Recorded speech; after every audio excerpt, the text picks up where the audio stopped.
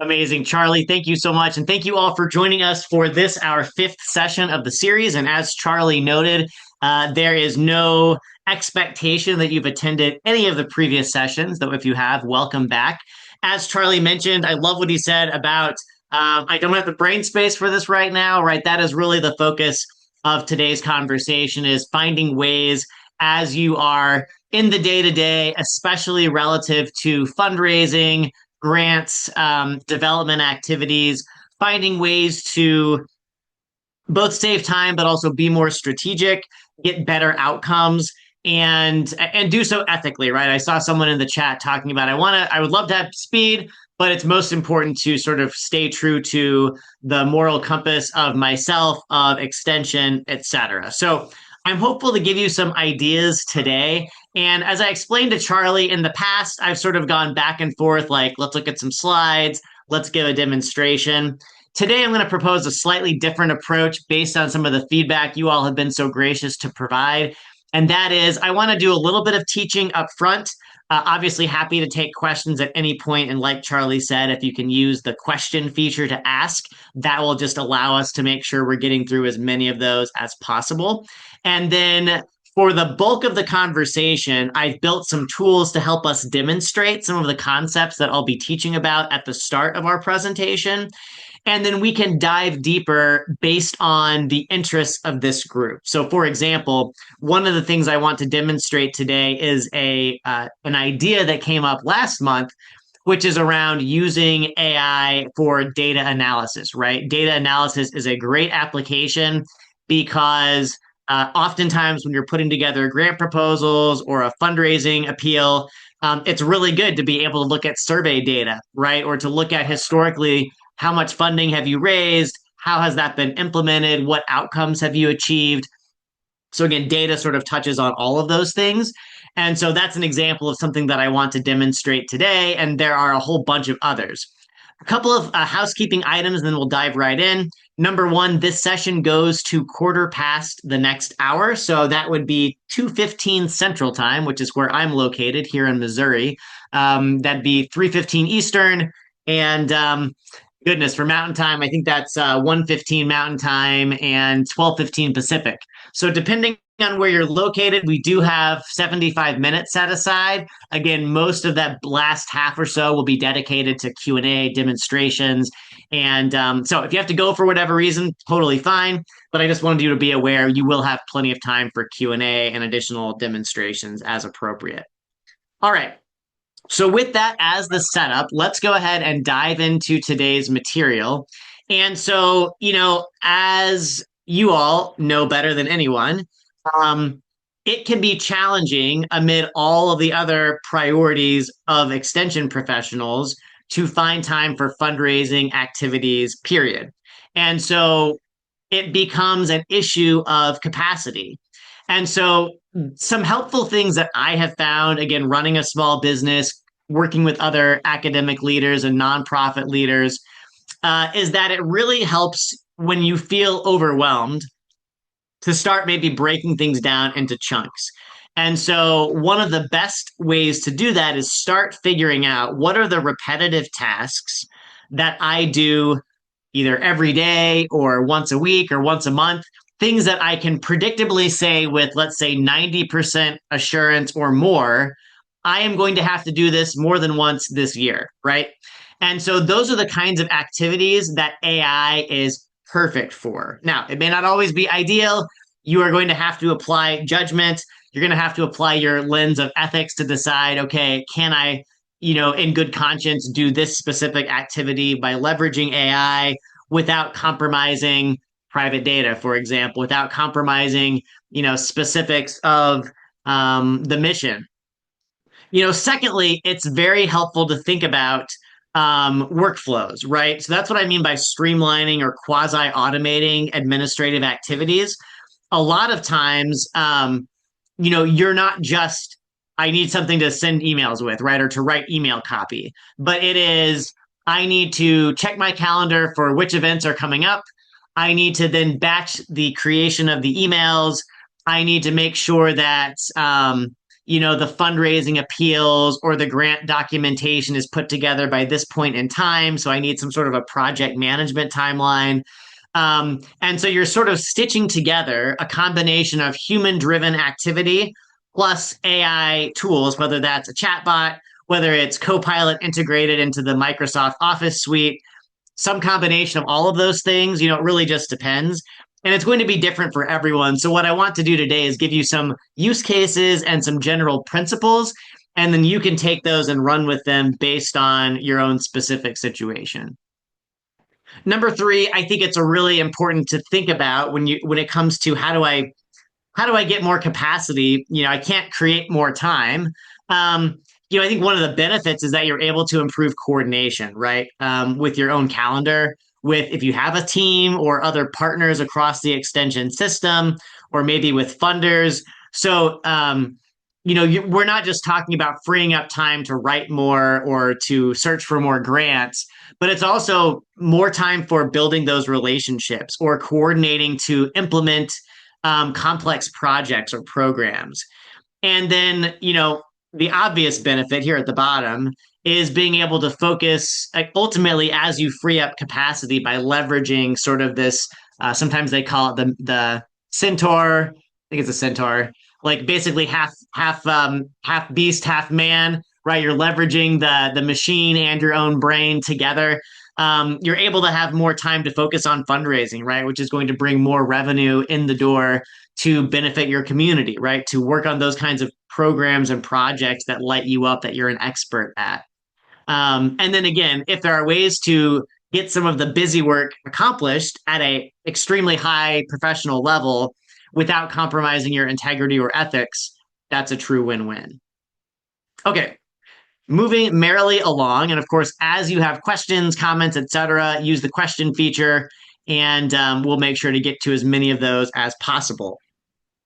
So efficiency matters. We've talked about a number of these things already.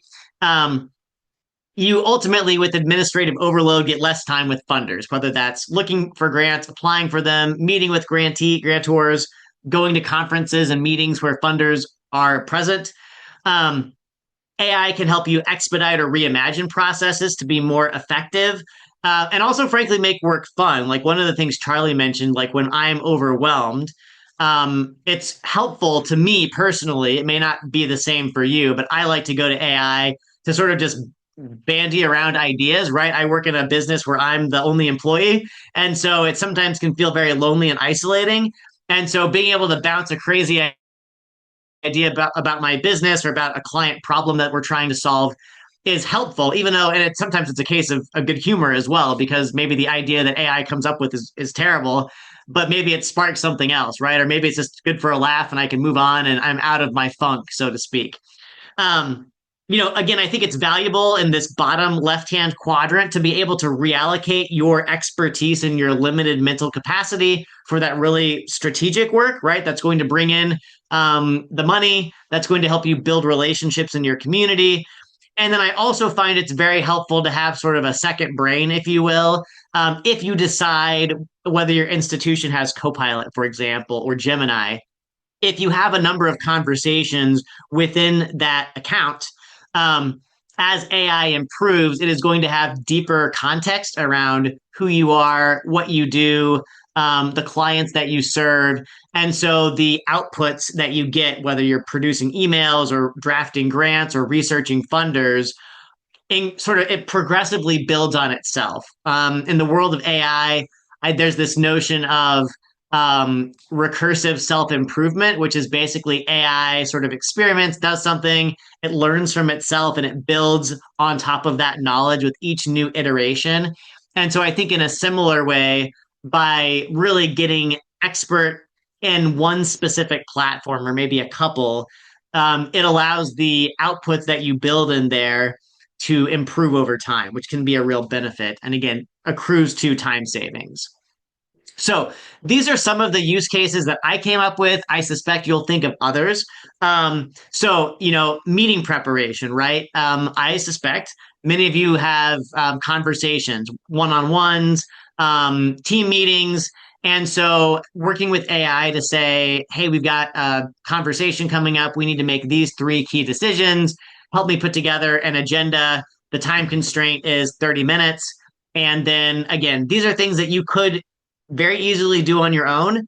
And there is a real, cost of time, right? And so I would rather you be investing the brain power to really think through what are the outcomes that I'm after, really getting clear on what needs to happen, and then working with AI to say, help me fill in the blanks, take everything that I've told you and fit it to these specific constraints so that I'm able to effectively reach the outcome. The second we've already addressed briefly, which is coordination, right? Thinking about email, scheduling conflicts, like just working through some of the uh, the human cost of doing great work. It can help you sort of connect the dots in ways that might be a real strain if you're trying to do everything by yourself. Documentation, right? So a lot of, at least in my experience, extension professionals I've worked with have, certain sort of seasons throughout the year, right? So my background is in agriculture. And so a lot of extension professionals know that in certain seasons they're going to be having, questions about planting season or harvest or the growing season or livestock issues or whatever, or maybe it's fair time. And so you're preparing for 4-H and coordinating volunteers, whatever the case might be. Same goes for fundraising, though, right? Keeping records on the types of funding you've applied for, which awards were granted or not, conversations that you've had with funders, maybe trends that you're studying around, okay, of the funding we've applied for, these 10 grants landed. What what factors played a role in successfully winning those awards? And how could we use that to inform a process by which we always include this specific language in a grant application, or we always follow this kind of calendar so that we have plenty of time to review and edit the grant before we ever submit it?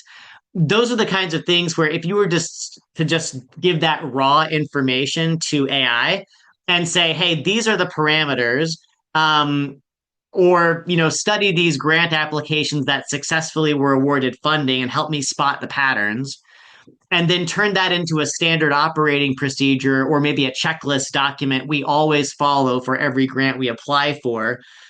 You may not see the payoff for those things today or tomorrow, but as you continue to implement and follow and submit new grants in the future, my experience is that those benefits will start to stack up, not just in time savings, but in the quality of your work, in the, to Charlie's comment earlier, the level of strain you're putting on your brain in the moment.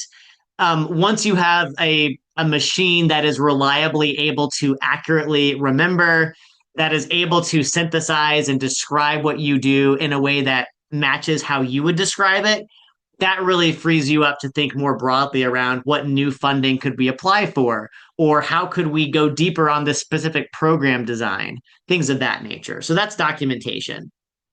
The fourth here is planning. So, again, I've mentioned this before. We talked about this a little bit last month, but things like building a project management plan, setting appropriate deadlines to meet a goal, making sure that you are preparing for presentations to funders or your annual impact report with plenty of time to spare. Those are the kinds of things I mean by planning.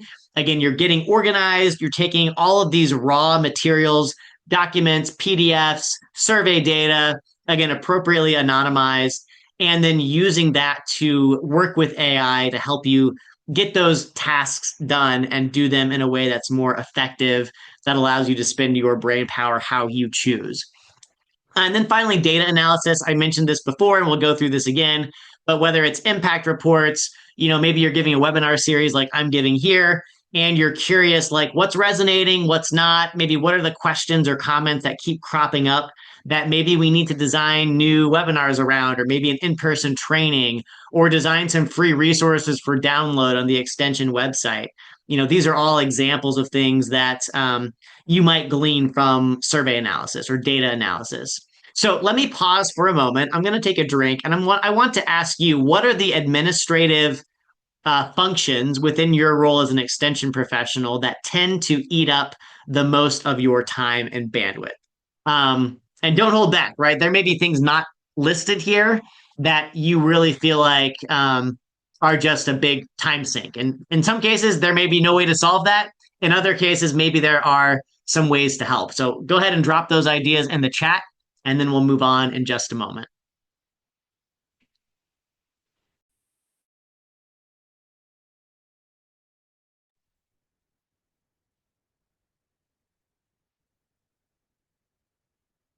Love it. Okay, so I see a couple of comments in the chat. One is volunteer management for sure, absolutely. And I see a thumbs up there as well. And then documentation. Yes. So, um, one thing I have found working with nonprofits and educators is that they know exactly the things to be done, right? You have everything within you, your training, your expertise, your knowledge, your lived experience to know at an intellectual level that these things matter, right? I know there's got to be a better way to organize volunteers. I know there's got to be a better way to document our processes. There got to be ways to coordinate. Yeah, Jenny, coordination. I feel like I'm chasing my team all the time for data. Yes. So um, and not knowing how to work with different platforms. Yeah, so like there can be a gap in like I know these tools really well, but not those, or maybe this person knows it, but they're only available on Thursdays from 5 to 5:30. Pardon me. Jessica says meetings in general. Yeah, so Jessica, you're right. I mean, there are some limitations, right? If you Google, if you want to laugh for today, you'll see some comments on I think Mark Zuckerberg from Meta and Facebook, which I'm not going to offer any commentary on any of these fine AI leaders.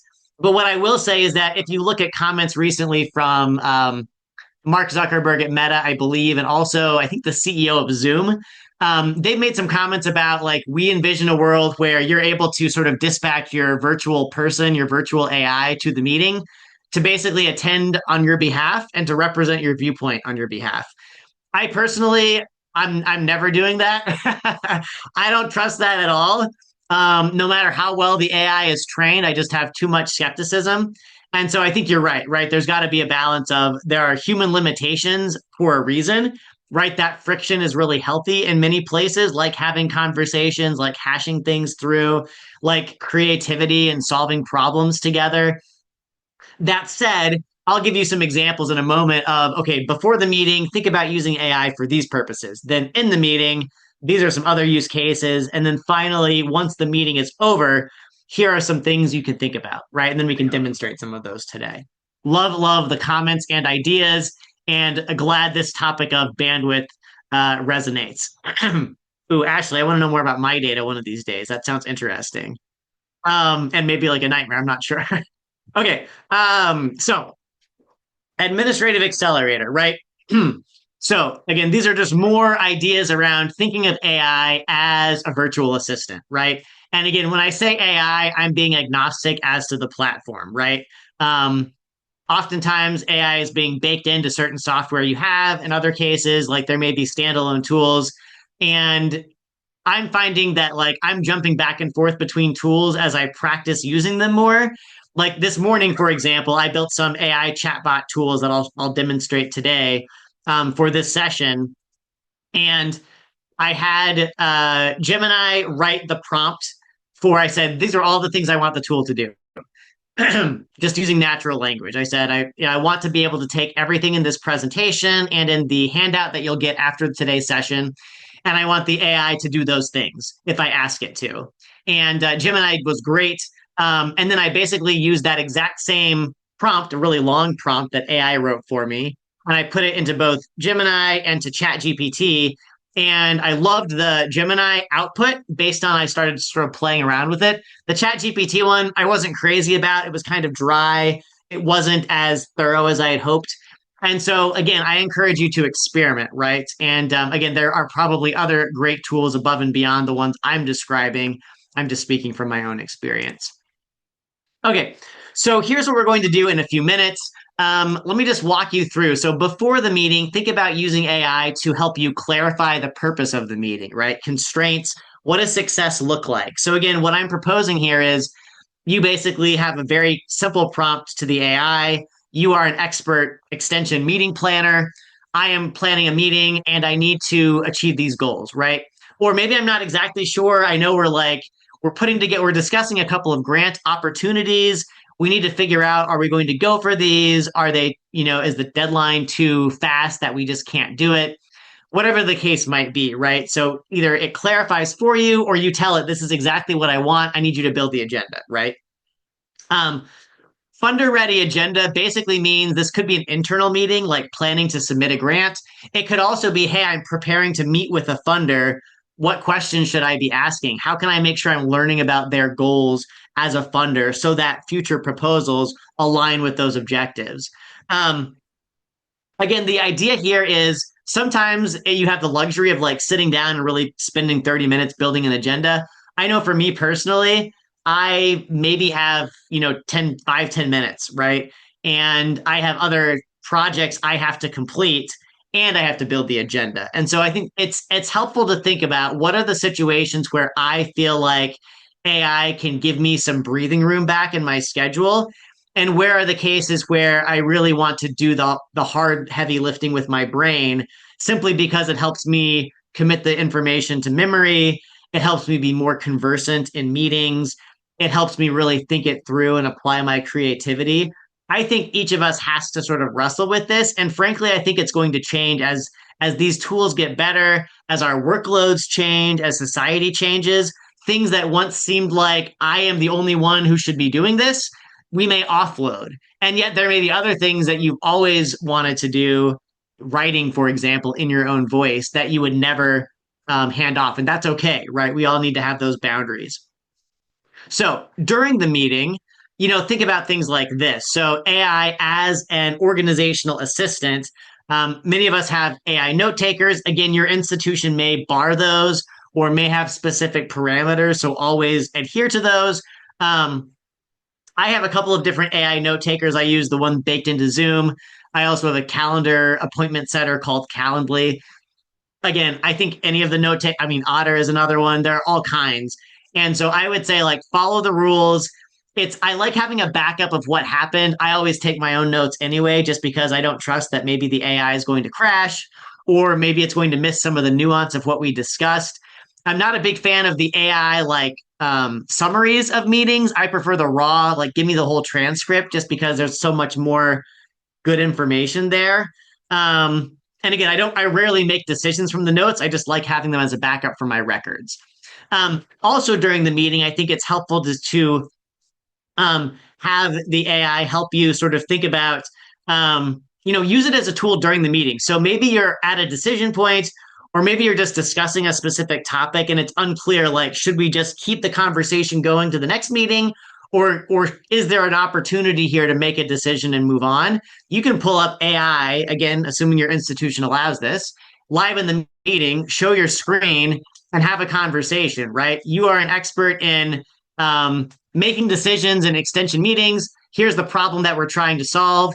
One person has said this is the pathway forward, another person thinks it's this. Give us the pros and cons, or play devil's advocate and help us really think this through. Another fun thing to do with AI is to ask it and say, hey, pretend you're going to jury this idea, right? So when you have a 4-H judging at the fair or an art competition, typically you're going to have multiple judges sort of giving your product or your performance a score, and then you combine those scores to figure out where people rank.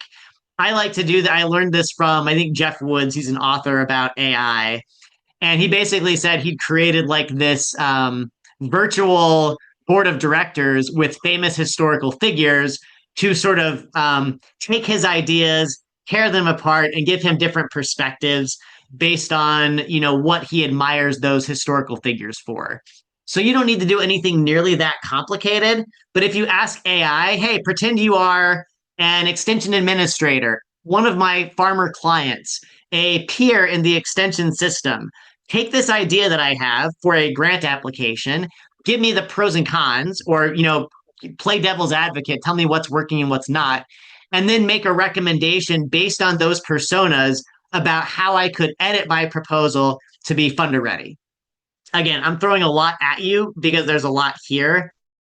The point is simply to play around with using AI live in the moment and see if it can be helpful as an assistant or another voice in the conversation. After the meeting, ways to use AI as that sort of organizational administrative partner. Number one, taking that transcript from the meeting, if you have a note taker or you've taken just even notes down on a Google Doc, and asking it to produce an executive memo, right? Give me an executive summary of what was discussed and the action steps that we're going to be taking, right? And then distribute that via email to all of the attendees so what happens next. You use that information as well to calendar the next meeting, for example, right? So it's a great way to sort of close the loop rather than setting your notes aside and then revisiting it in a day or two. Because of the time savings with AI, I found that I'm able to be more productive in my follow up and also drop fewer balls, which I really like. Um, Again, assigning owners and deadlines, and also asking it to sort of take your memo and then, in addition to that, write a brief email that sort of directs readers to see specific sections of the memo to answer any questions they might have for the purposes of record keeping. Okay, I'm going to take a quick pause. I know that was a lot. And then survey data analysis, I mentioned that. We'll dive into that here in just a moment. Okay. Let me briefly check the comments. And okay, so really quickly, what I'm going to do is walk you through some use cases, right? We've talked about why would you use AI as an administrative assistant for organization and time saving purposes. We've talked about some practical examples of ways to free up capacity. And I just gave you the specific example of meetings in particular. And that was, of course, mentioned in the comments. So let me give you some examples of other ways you could use it. And then we're going to dive into some demonstration. Again, if you have questions or comments, please drop those in the chat and in the questions feature, and we will get to those as soon as we can. All right, so I know documentation was mentioned in the comments, and so AI can really help you with this in terms of building cheat sheets, for example, or grant workflows, right? These are the steps that we follow. Or if I know data was also mentioned in the chat. So if I need data about, client surveys, I talk to this person. Or if I need data on, um, offerings across the extension system around fire prevention, I go to that person, right? So organizing that information, helping you figure out what steps to follow every time so that you're able to get a consistent result. Project planning, right? So identifying milestones, thinking about risks, and avoiding or overcoming potential bottlenecks. Figuring out how to order the steps in the process, right? So do I order the banner first, or do I need to get the client's worksheets printed first? Dependencies, right? So in order for this to happen, these other two things have to happen first. And then once you've got your plan worked out, ensuring everyone has the tasks they need to be working on to get the project accomplished, to get the grant submitted, etc. Okay, let's talk about fundraising specifically. So I like to think about this triage method. And so I would always focus first on, when you have free time in your schedule, which is a funny term because none of us have free time. But if you have, as you free up capacity with AI, really think about fundraising. What can I do that's going to drive revenue, whether it's applying for the next grant or reaching out to funders in my community that have supported us in the past. The second filter I would run it through, again, AI can be a great organization partner in this, is to say, okay, with this limited fundraising time that I have, I know what I need to be doing, right? Maybe it's grants, maybe it's funder appeals. Now help me separate the urgent from the important, right? So I know I need to talk to these people. I know I have these 5 opportunities coming up. Help me rank which of these really needs to get done now versus maybe what's a slower burn that I can deal with later. sometimes I get overwhelmed to the point I don't know where to start. And maybe you feel the same. And so this can be a great resource to do that.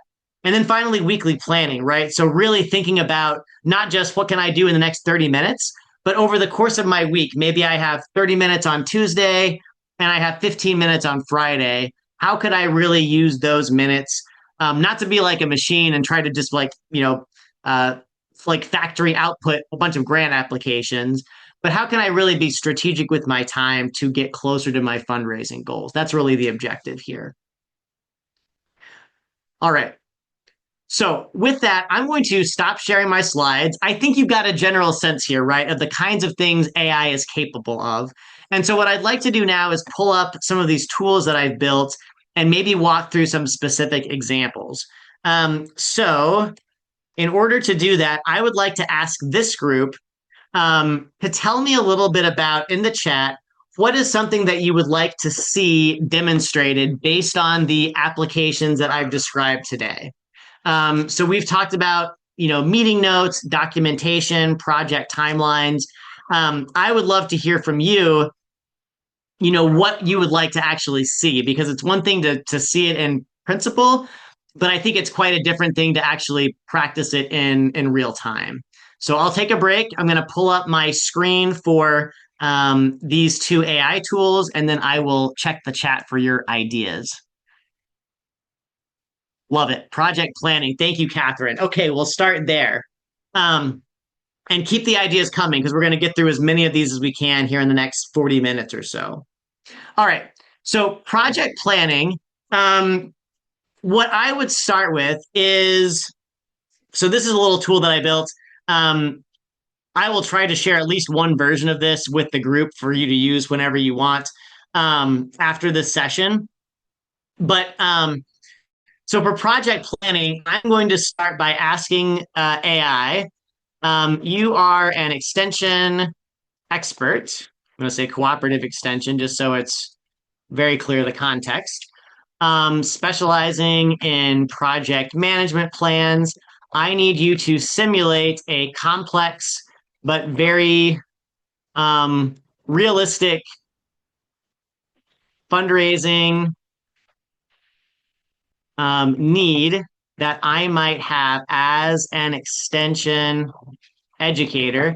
Give me 2 to 3 pages of raw information, all synthetic, so made up information that I can then use to demonstrate how AI can help me make a project management plan. All right, so something that I think it's often hard to figure out how to get out of the starting gate if you're new or maybe you're building your experience with AI. And so if you're ever in a situation where you're like, I want to see how this works, but I don't really have like the data or the uh, PDFs or the executive summary that I would need to upload to AI to have it build that thing for me or to like show me how it works. Um, I would say like have AI build all the raw materials for you. Again, it's not real, it's all made up, but it's going to give you a better sense of like what it's like to work with AI to build those things. Um, so I designed this AI to interview me by asking up to 3 questions, and then it's going to do the thing that I asked it to do. So the first question it says is, what kind of activity are you working on? I am preparing for organizing a number of volunteers. We're just making this up on the fly, okay? 20 people to spread out in my community and knock on doors, make calls to businesses that might make a donation to extension. Okay, so you can imagine, I saw this in the chat earlier, organizing volunteers, pretty overwhelming, right? There's a lot of factors involved there. And so it would be helpful to have a project management plan in place. Okay, so it says, okay, of the things you've shared, these are some things we could help you do. We could build a project management timeline. We could make a run of show for like what are the volunteers doing at any point in time. We could assign specific team roles into a table so you know exactly what to do. And so now it's basically asking me, okay, what exactly do you want here? So I want you to pretend you have been working in this community for 3 years. write me a 2-page prospectus on what we know about business donors in our community, make up names for 20 hypothetical businesses, and then stop for further direction. So the reason I'm asking for this is that I want to imagine that I'm an extension professional. I've got a document on my computer that talks about these are the fundraising needs in our community. And now I'm going to run that information through AI so that I can organize my volunteers to go out and speak to these businesses. So AI just made for me via Gemini a made up document, right? Here's our engagement strategy. Um, I've served this region for 3 years. Here's what I know. They're relationship driven. Here's some made up data about cold calling. Again, you would in your case, you would have real information, but I'm just making this up so I can kind of demonstrate how it works, right? And then Gemini gave me a bunch of hypothetical businesses in my community that we might want to go knock on their doors. Okay, so what I would do, I'm just going to go ahead and I'm going to copy all of this. Copy. Okay. And then I'm going to say, thank you. Now let's switch gears. You are an expert. Again, I make spelling mistakes and it's okay. AI overlooks that. I promise I am a professional writer, but I don't have to be for AI purposes. So you are an expert cooperative extension project management organizer. Please review the raw report from my files below and turn this into a detailed, actually, let's do executive summary style project management plan so that I can schedule a meeting with my volunteers. So notice that I'm including a goal. I'm going to use this to schedule a meeting with my volunteers, walk them through exactly what I know about funders in our local area, and then make specific assignments so they can go knock on those doors. And again, this is all made up. It may be that that's not an allowable activity of extension, but for the sake of argument, we're just using it for demonstration today. Okay. Then what I'm going to do is copy and paste all of that information. I don't need to, or you can see how it's all sort of squished together. That's okay. I've just pasted all of that below. And so now I'm just going to hit submit, and we're going to see what happens. Okay. So we decided what our goal was, right? I am an extension professional. I need help with project management. And specifically, I need to organize volunteers for the purpose of getting more money from local donors. And I need to train the volunteers so they know what to say and how to accomplish the goal, right? So you've given the AI the task, the goal you're working to achieve, and some raw material from your files. Again, assuming you've run it through the filters of what's allowable at my institution and what's ethical. Okay. So here's what Gemini came back with. And again, you could do this in Copilot, you could do this in ChatGPT, etc. Claude. So here's the executive summary. This plan operationalizes 3 years of extension insights to deploy 20 volunteers. The objective, which again, we gave it some very basic instructions, but AI has extrapolated a bit. So maximize revenue and respect deep community relationships, very important to extension, by replacing low yield cold calling with targeted face-to-face volunteer visits. And the strategy is going to be to leverage high value business tiers, align with corporate fiscal timelines, and lead with visible community impacts.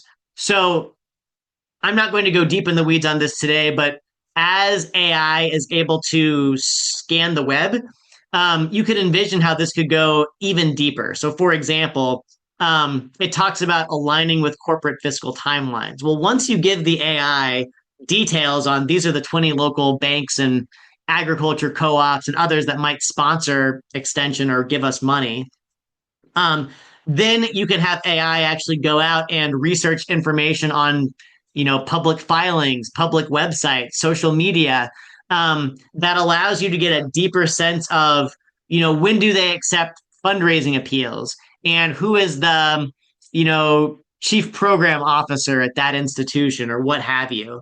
And so again, you could manually do that, but if you're able to work with the AI within your project management planning, to extract some of that information so you don't have to. Obviously, you want to independently verify that, especially as you start to do outreach. But that can help save you time and also give you deeper understanding of those organizations from whom you're asking for funding. So I didn't give it any more requests for structure. I think it's really important, regardless of what level you're at in AI, um, as you learn to sort of build confidence with these systems, you don't have to ask for as much information. You can let the AI figure out how should the report be structured to be helpful to me. There may be cases where you ask it, um, I want bolded headers and I want bullet points and I want a clear list of action steps at the end. But again, oftentimes AI is surprisingly good at intuiting things you didn't even know to ask for. So in this case, it's got phase one, volunteer orientation. It has then built, again, I didn't ask for this, but it's built an agenda for me, right? Welcome and landscape. Now, again, would I take this and run with it? Maybe, but more likely than not, I'm going to take this, paste it into a Google Doc, and then work on editing it, right? We don't need 15 minutes for the landscape. These volunteers live in our community, right? Maybe we just need 5 minutes for a meet and greet, and then let's get into the weeds. But this is a place to start, right? You didn't have to come up with all of this from scratch. You've got the basics nailed down. All right, phase two, volunteer lead assignments. So this has proposed, okay, maybe have some fun with it. Maybe it's a bit of a competition. You're going to break up volunteers into a few different groups. So here's Team Alpha. You're going to be requesting donations at $1,000 or greater. These are the companies to talk to, and these are the key contacts. Again, this is all speculative, but AI in many cases today is able to go out on the internet, find contact information, or you can specifically say, for example, if you can't find a contact, say so, right? Or recommend what title should I ask for when I call on that business. Then it's got Team Bravo for the mid-tier donors, Team Charlie for the micro donors. And then part three is your campaign timeline and dependencies. So it's like, you should probably dedicate about a week for getting ready to launch your campaign, dedicate 2 to 3 weeks for active outreach. And then maybe about in week four, you're going to be doing triage and reporting. Maybe we did great getting $1,000 donations, but not so great getting the smaller dollar contributions. So again, this is like, if you think about AI like, working in an artist studio, this is like the first draft, right? They say that Leonardo da Vinci would sometimes literally come to a mural or something that he was painting and he would study it and he would maybe make one brush stroke and then he was done for the day. Obviously, other times he worked more than that. But the idea is that like this is a very creative process. It requires a deep level of just practice, experimentation, and really leaning into your own intuition and creative preferences. AI is helping you sort of get to the goal maybe faster or giving you some other details or angles to think about that maybe you would have eventually thought of, but not immediately. But again, the idea here is that you're getting off of the starting block with something to work with. And then finally, this has also given us some guardrails, right? So make sure you're protecting donor privacy. So just some things to be thinking about as you're building this volunteer campaign. Obviously, you need to make sure there's deep human involvement here because these are relationships with other people and specifically relationships with funders. And you want to make sure there's great trust built there at every point. So let me stop there. That's an example of how you might go from, I've got this vision in my head to a 80% or at minimum, maybe 50% baked project management plan. And then you could say further, for example, I'll just say, this is great. However, I only have, 5 business days to do this. Give me some bullet points on ways I might streamline your plan while not losing my mind in the process. And again, your questions might be different, your need might be different. But the idea here is that you are able to sort of get some insights around, what are some ways I could dial this into my specifications, right? Or maybe you remember, like the dean of so-and-so school or college said they wanted to knock doors with us. So now we need to figure out a program by which we bring the dean up to speed, um, etc. That's a make believe, very make believe example. But anyway, so here you can see it's giving me some ideas. So maybe you could do a digital first approach rather than physically driving around, spending lots of gas money. Maybe there's a digital outreach strategy, right? Maybe you make toolkits for your volunteers. So, like it's a packet or it's an app you built with AI, maybe that helps them say, okay, first you knock on the door, then you say these things, then you ask a question, and then you leave them with a free resource from Extension, right? And then prioritize your leads, right? Maybe you can't speak with 20 folks, maybe you can only spend time with 10 of them. So again, you can see you can be as detailed or as fast as you want. There are times when I'm using AI where it's like I drop in, I write the email, or I ask the question and go back and forth to figure something out. And then I jump out and go back to my inbox, or I go to my next meeting. There are other cases where maybe I'm investing 15 or 20 minutes building something or solving a deeper problem or building a work plan like this for myself so that I'm able to have a conversation with a client and sort of walk them through the steps that I'm recommending. And then we can edit it and fine tune it together. Again, the human element, the ethical lens never leaves the room. This is just a way to, again, complement my brain, help me get through periods where maybe my energy is lower or I'm not really sure what to start with.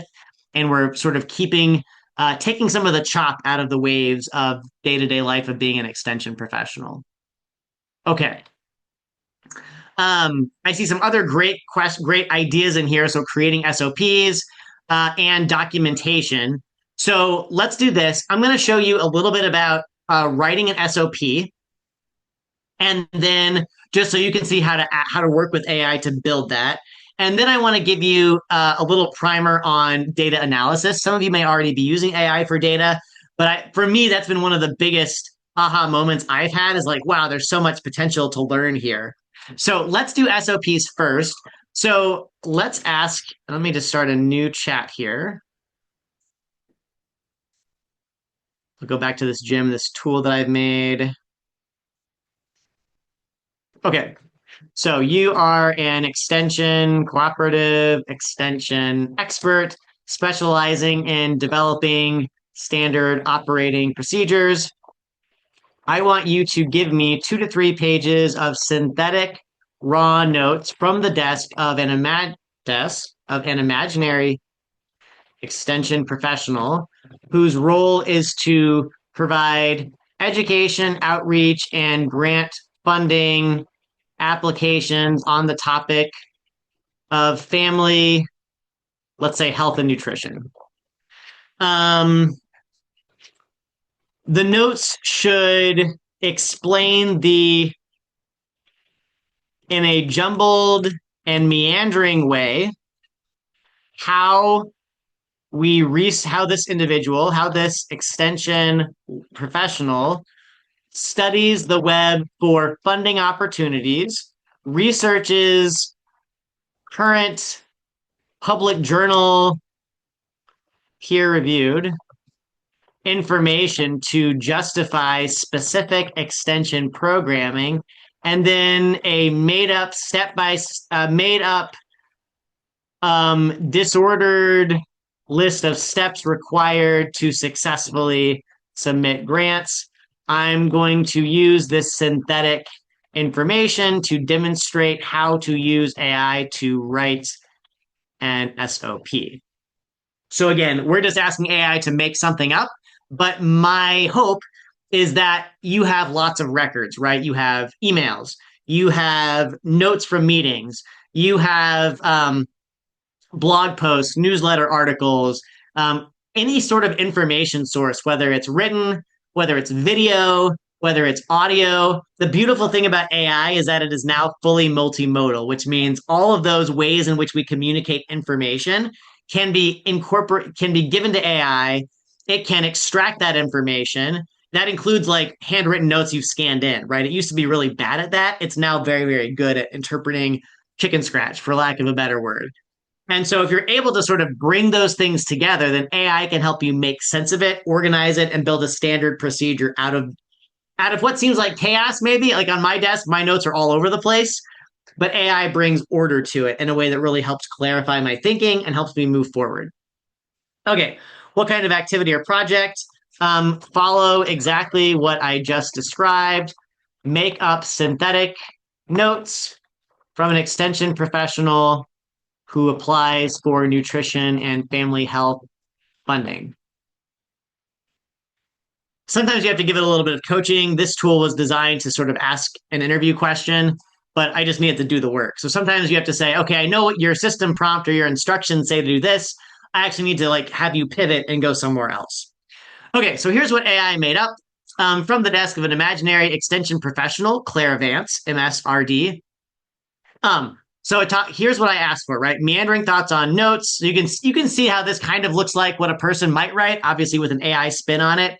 So I tried it for searching for terms like community nutrition, SNAP Ed, supplemental, etc. Stray thoughts. Maybe I check these places, and here's the funding they give, yada yada yada. Okay. So these are all the details. What I'm going to do is copy all of this from the imaginary raw notes. All right, I'm going to say you are an expert in organizing raw extension professional notes into standard operating procedures. I am an extension professional who works in family health and nutrition fundraising. Please take my raw notes below and build me a one-page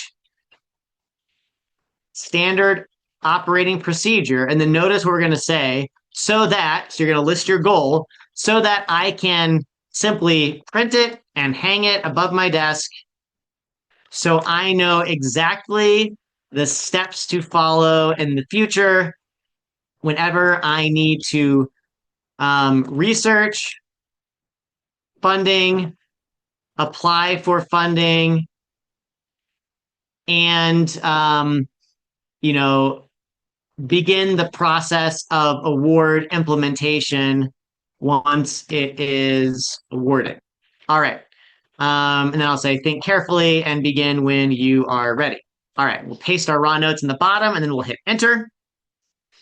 And we'll see what it can come up with for a standard operating procedure. All right. So I know we didn't study those raw notes in detail, but so what AI is doing is looking for patterns, studying the language that's used in the document that I gave it, and then sort of reorganizing it in a way that it thinks would be helpful to me, given the goal that I've identified, which in this case is I want to print out above my desk to walk me through the process. How do I do the research? What do I do when I'm applying for funding? How do I implement the award on the back end? So again, the data that I gave it was fairly narrow. Like there wasn't pages and pages, like a 100-page document. It was like 1 or 2 pages. And so there are going to be lots of inferences I anticipate AI is making, some of which may be right, some of which may be not. So the rule of thumb here is that the more raw information, text, video, audio that you can provide to solve a given problem, the better your output is generally going to be. You may not always have a lot to go on, and that's when you can really lean on AI's ability to intuit and infer ideas or processes or systems that you haven't explicitly spelled out. So there's a healthy balance there.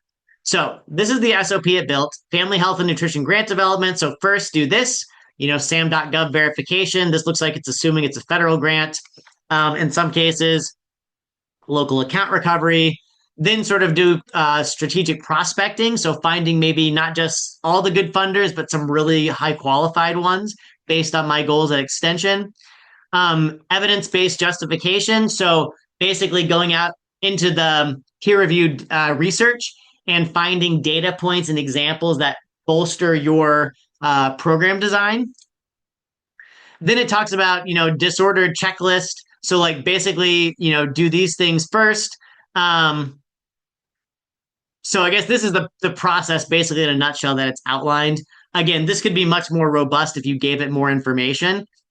But I hope this is helpful in demonstrating what's possible, right? Again, the idea isn't that AI is just going to give you exactly what you need, but if you can get to 50 to 80% of the way there and then, copy and paste this into a Google Doc or ask it a few more questions, or maybe this section works great, but I don't actually do anything on this thing that you listed. Let's take that out and replace it with this new addition, right? Um, I think that can be a really helpful use case for you. All right, let me stop there. Is this tracking and making sense? Um, you just drop a yes in the chat if it is, or no if it's not, and we'll clarify. I will also note that we've got about 18 minutes left, so I'm going to move into a survey demonstration. How do you use AI for data analysis for time savings in a moment?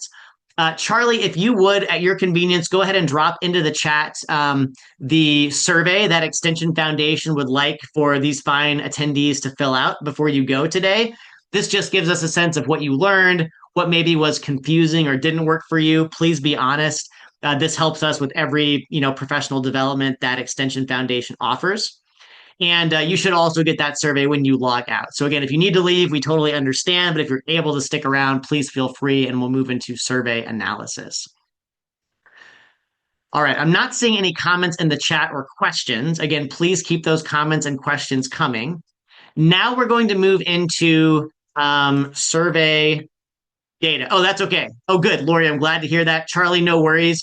When you close out of the Zoom browser today, you should get a pop-up that says, "Here's the survey." So no worries at all. Okay, let's do a quick spin with survey data analysis. So I'm going to drop into. Actually, we're going to go over here to. I'm going to share with you the Chat GPT version. Um, After our call today. I can't seem to figure out how to get Gemini to make a public link. But be that as it may, I'm going to drop into ChatGPT my raw survey data. So the data that I've uploaded here, I took all of the feedback that we have received for the first 4 AI fundraising webinars this year. I anonymized it all so that there's no names or institutions or anything like that, just people's comments and feedback. And I wanted to be able to demonstrate like what kinds of insights can you get from data. So I will share this tool with you, but again, you can just start a regular chat in any of these platforms. Make sure you have permission, that the data is properly anonymized. You're not violating any ethical boundaries. And then, drop your data in. You could, so you have a few options, right? I like to, if I have a big data set, like let's say a spreadsheet with multiple tabs in it, the best way that I found is to just take the whole Excel file and attach it or upload it. You can also literally copy and paste, let's say you had a whole Google sheet in front of you. You could do Control A and then Control C to copy all of that data and literally paste it in here, and it will turn that into an attachment for you. So again, whatever way works. I'm going to say here, you are a cooperative extension expert specializing in data survey analysis.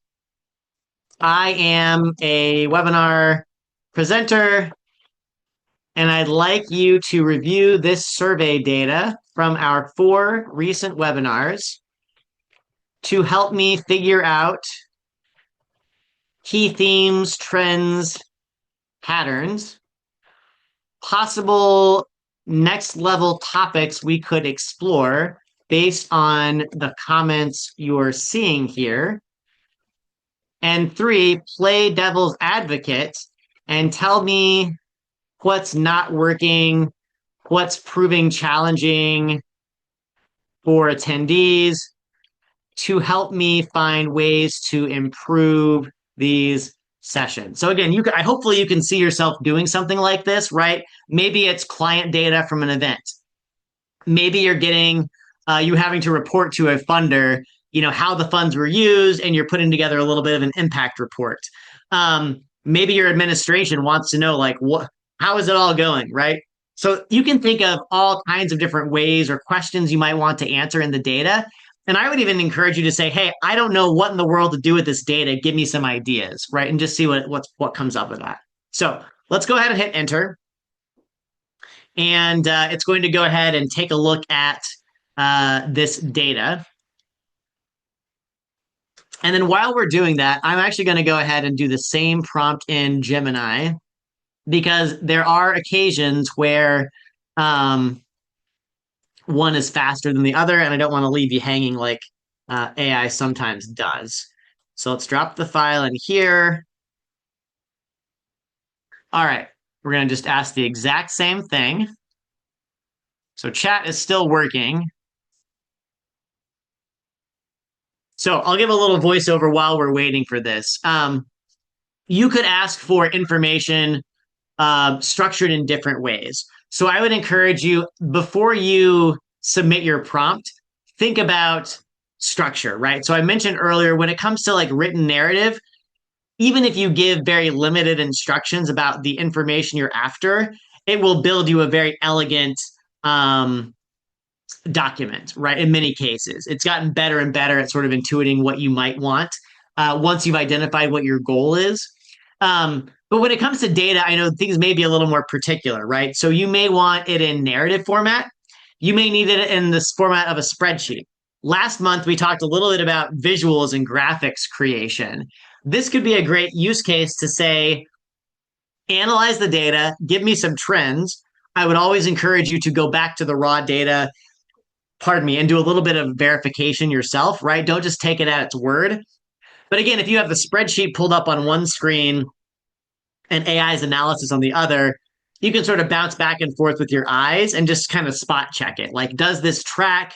The other thing that I really love to do, which I'll show you in a moment, is to ask it, like, what assumptions are you making? Or what could be an alternative interpretation of the data so that I'm thinking about this from all possible angles, right? Because what you don't want to do is just take AI's data analysis at its word and then fall flat on your face because the funder's like, actually, that's not what the data says, or actually, that's a made up peer reviewed study, or whatever. So here's what Jim and I came up with as an example. So it took a look at this data set, and I'm trying to remember. I'm just going to pull it up on my other screen to see how many responses did we have. Okay, so we had about 103 responses, so a pretty robust data set. And so it says, 96% agree or strongly agree the workshops were relevant. Only, less than 1% strongly disagree. Then it moves into key themes, trends, and patterns. So again, that's one thing we asked for. Give me some themes, give me some trends. So it says primary prompt engineering.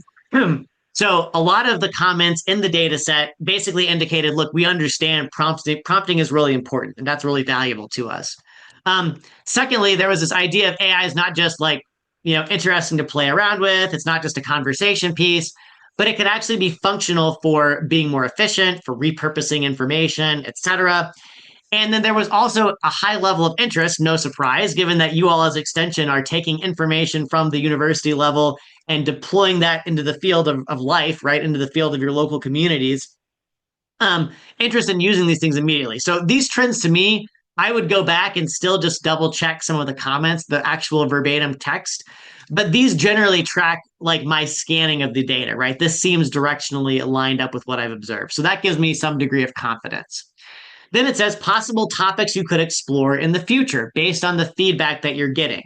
So it came up with things like institutional governance, policy and copyright, fact checking and hallucination, Copilot, right? So my institution only has this tool. So how do I take what you've taught me and transfer it into this different platform? Um, then things like how do I use local data and like is it ethical? Spreadsheet analysis and accessibility. So these are all things that came up as maybe these would be good topics. So I think this is a great way to use AI for data analysis. It's not just saving me time, but it's really helping me think into the future. One thing I've noticed myself doing in my own workflows is that AI is giving me so much time savings to do my own editing, to start. I'm getting through things fast enough that now I'm able to start pulling from the future. So like maybe it's Monday and I find myself with an hour or 30 minutes I didn't expect. I know that on Friday afternoon, when my energy tends to be kind of low, I've got a block set aside to brainstorm my fall 2026 events for my local community. Well, now I'm saying, okay, I could use this time to take a break. That's very important. Maybe I do that for 15, 20 minutes. But then for the last 30 or 40, maybe I steal that hour from the future and do it now. I have both leveraged the power of AI to sort of get this going faster. and hopefully better quality than I normally would at 3 o'clock on a Monday afternoon. And now my Friday afternoon is freed up to do whatever, right? So now I have capacity for something else. Or maybe I take a break and like read a few articles that are going to make me a better extension educator.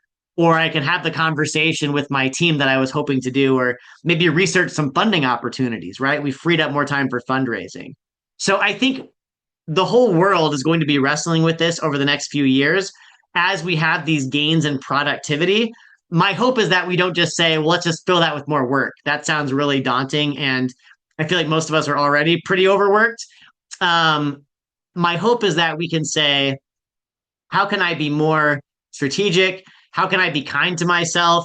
How can I still absolutely do an outstanding job for my institution as an extension professional, do right by my clients, and also do so in a way that is fundamentally different, right? I'm simply able to do more or stitch it together in more creative ways. So again, I don't mean to get on a soapbox, but just some food for thought. And again, something I think extension is going to be on the front lines, right? Helping different professions, different industries sort of wrestle with this and sort of discover, like, in the cases where it can be ethically used, how can my clients benefit from this? And what does that unlock for them in terms of better health, better business opportunities, more time with their family, more time for their mental health, things like that. So, devil's advocate, this is the third thing we asked for, what's not working.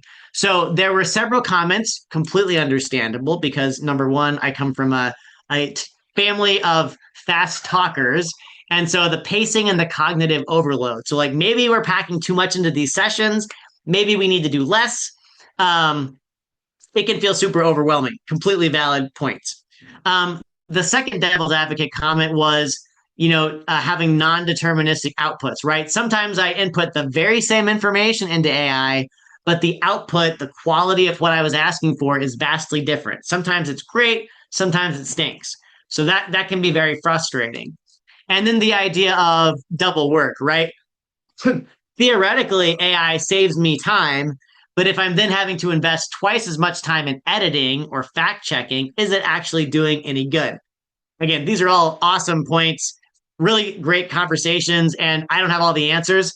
But again, it's very helpful to me as an instructor to be able to say, okay, very valid, helpful things to think about, maybe incorporating those themes or redoing how I'm presenting, restructuring the program, redoing the grant application to address some of these very real considerations. And then environmental, philosophical. Again, this is a big, big changing issue with lots of repercussions for us, our families, for society. And you're not going to solve that on one webinar. So, again, all very valid and appreciated. Um, Let me do something different. Now, let's say, great. Now, I'd like you to build me a word counter chart.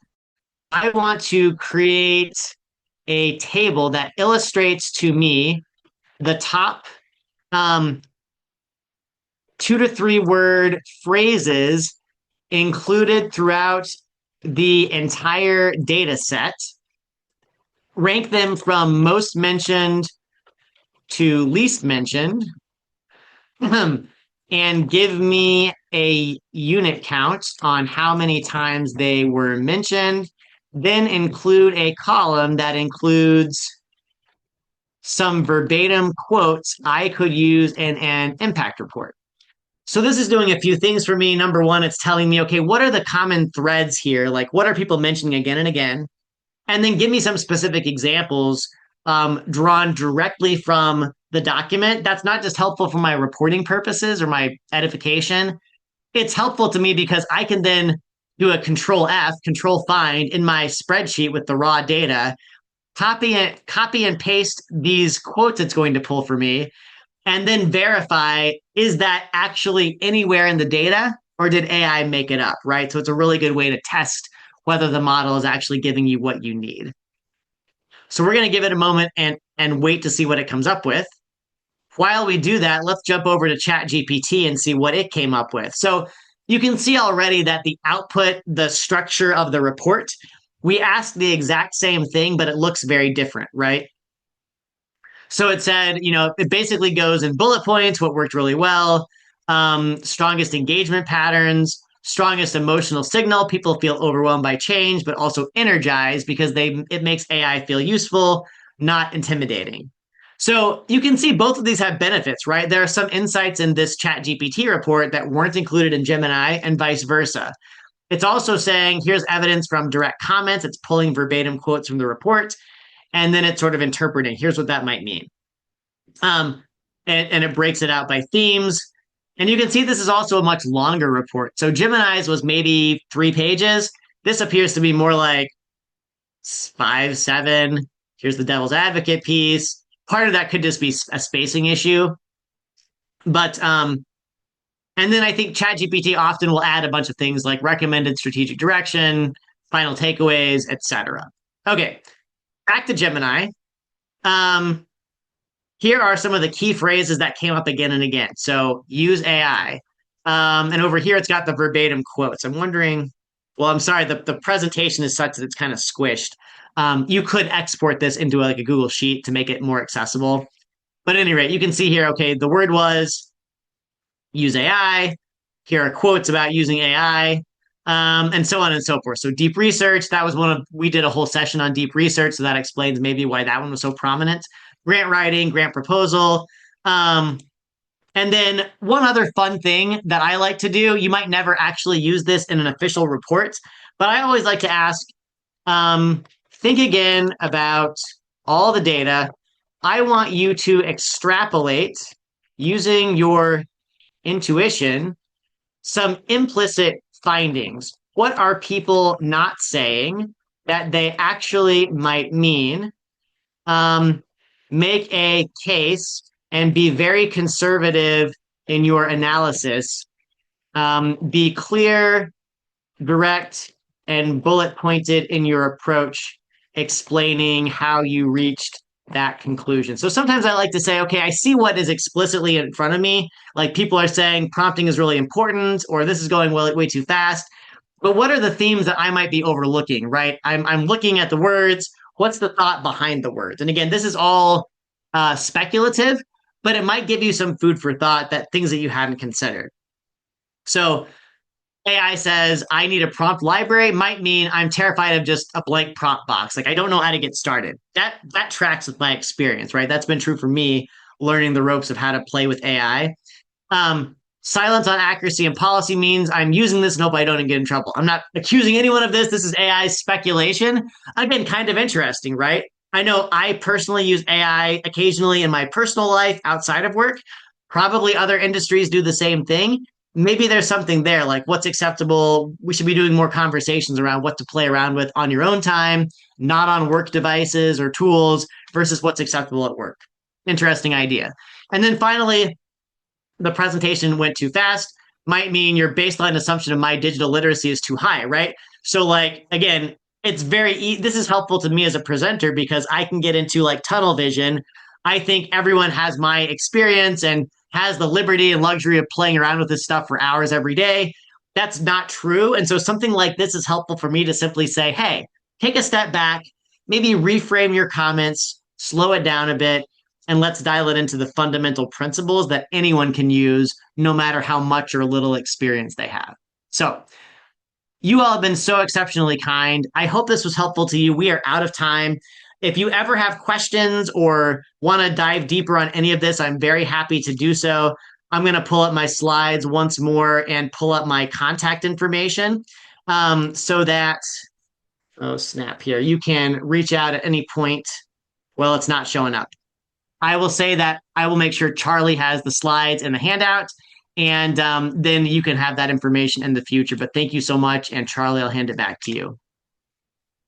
Thank you, Nate, and thank everyone for participating today. The recording and resources and everything will be sent out either tomorrow or next week from Melanie, our professional development coordinator. If you have any questions or anything, feel free to reach out. And also don't forget to attend the next 2 sessions. Thanks, Charlie. Thanks, everyone. Have a great day.